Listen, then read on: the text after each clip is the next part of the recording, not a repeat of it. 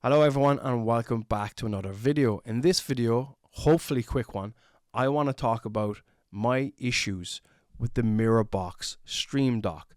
For those of you that don't know, this is a cheap Chinese version of Elgato's Stream Deck. There are multiple variations of these Stream Docks.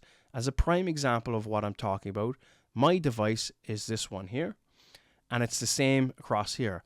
However, the name of it was MiraBox. On the top of the device, it says MiraBox.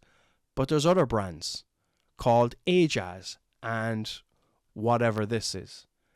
They all use the same software. And that's what I'm here to talk about. Again, these are cheap Chinese versions of Elgato devices. As a prime example, this is the N4. The N4 is a cheap version of Elgato's Stream Deck Plus. But that device also uses the same software as the Ajaz, as the whatever that other one was. I don't even know how to Hala. I don't even want to attempt to pronounce that. But again, all of them, like I said, use software that's deemed suspicious. What I mean by that is I noticed something was off after a couple of months. I just felt like something was wrong. So I got this program called ADW Cleaner.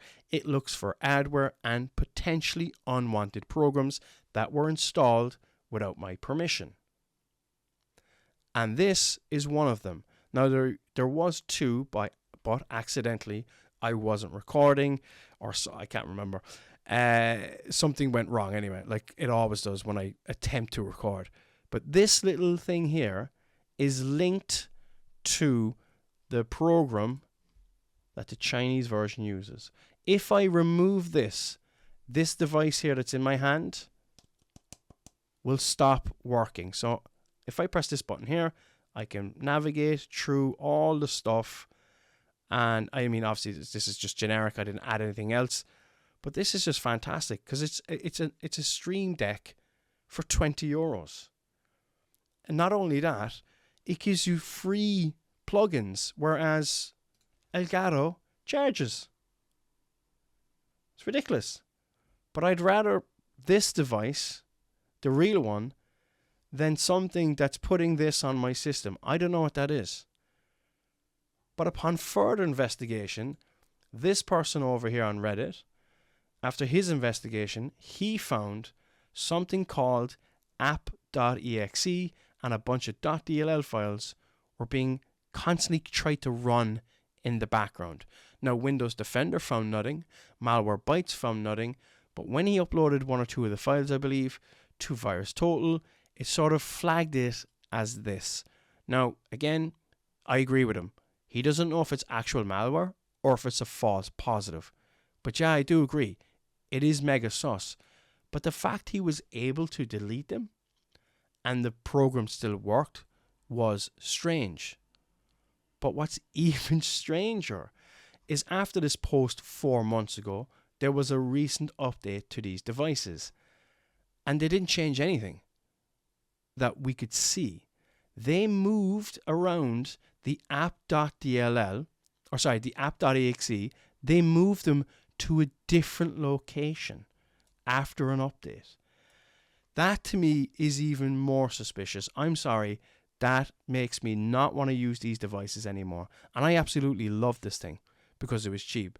Eventually, I stopped using it, and obviously I bought an Elgato, which I didn't want to do, but I did.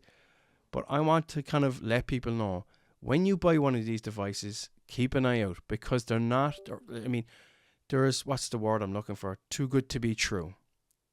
That's a bit suspicious to me, especially after this was posted. So this is around 22 days ago.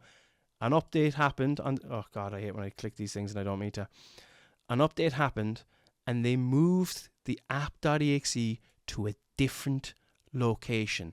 So if you bought one of these devices and you went to check it out, you'd go to this folder right here and you'd found the app.exe is missing. Great, maybe they removed it. Maybe they removed it from here as well. They didn't. They just put it in a different location and had it run from there.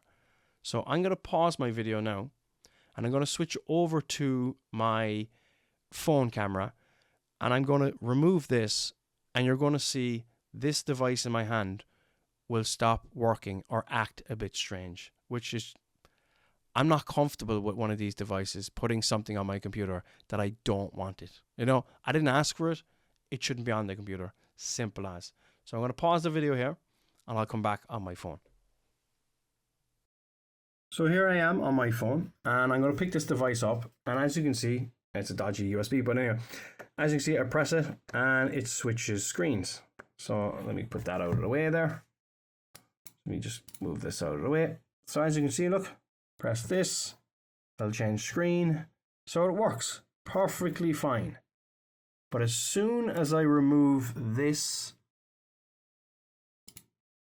yes, the device will stop working. Now, I'm no virus expert. Someone might tell me I'm wrong. That's perfectly fine. Doesn't work at all anymore. Nothing works.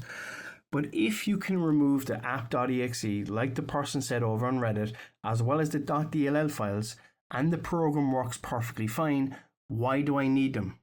Why are they there? At the moment, I feel very uncomfortable using this device because of the stuff I found and what people are saying.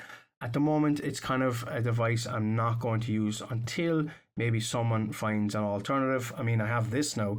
But anyway, like I said, let me know what you think down in the comments, because right now, this thing for me is something I'm not going to use. Also, before I go, if I load the program back up, it's going to act like it was never launched before. It acts like you go straight into tutorial mode, and everything seems to work right after that. Again, I'm no expert in this stuff. I just find it a bit off-putting and strange that I'm not the only one that's found this, and you know, it's strange that they changed the folders for the app.exe, which tried to run multiple times on that guy's computer without his knowledge. Anyway, I hope you enjoyed the video, and like I always say, have a lovely, lovely day. Thanks for watching, and if I'm wrong, I'm wrong.